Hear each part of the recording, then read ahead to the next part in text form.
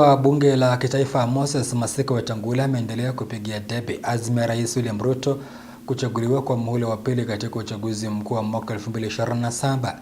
Akizungumza katika kaunti ya Bungoma, Wetangula amewataka kina mama kujiandikisha kwa wingi kama wapiga kura ili kumhakikishia Rais Ruto ushindi mnono katika uchaguzi mkuu ujao.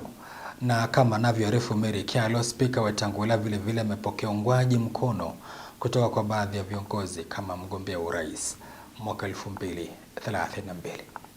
Rais William Ruto ameendelea kupigia upato maendeleo aliyofanikisha nchini. Spika wa Bunge la Kitaifa Moses Wetangula alikuwa katika ngome yake ya kaunti ya Bungoma akiendeleza injili ya kusakia Rais Ruto muhula wa pili hata baada ya mahakama kumwamuru kukoma kutumia afisi yake kupiga siasa za mwaka 2027.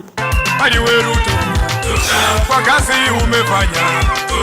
Wetangula amewataka kina mama kutoka eneo la Magharibi kujiandikisha kama wapiga kura, kwani Rais Ruto amehakikisha kila Mkenya anapata kitambulisho chake bila malipo.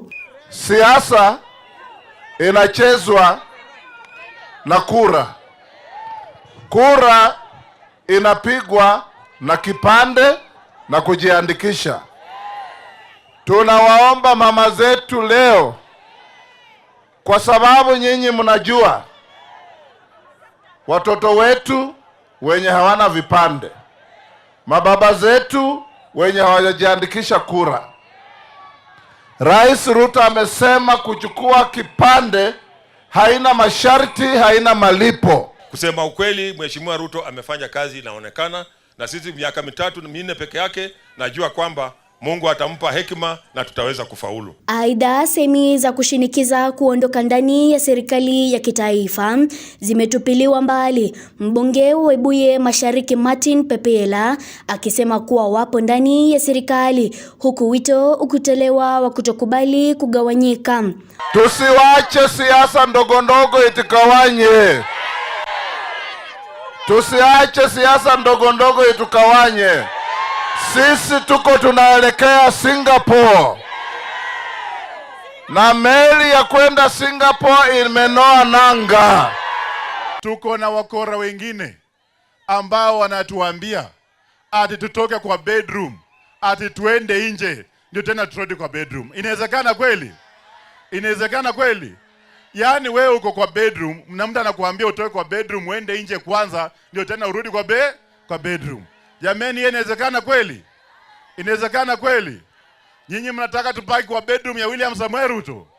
Wetangula aidha amepigiwa debe kuwania kiti cha urais mwaka 2032 baada ya Rais Ruto kutamatisha muhula wake wa pili. Viongozi kutoka maeneo hayo ya Mashariki wakisema kuwa Wetangula ndiye kiongozi bora mwaka 2032. Hakuna president Kenya hii amefanya term moja.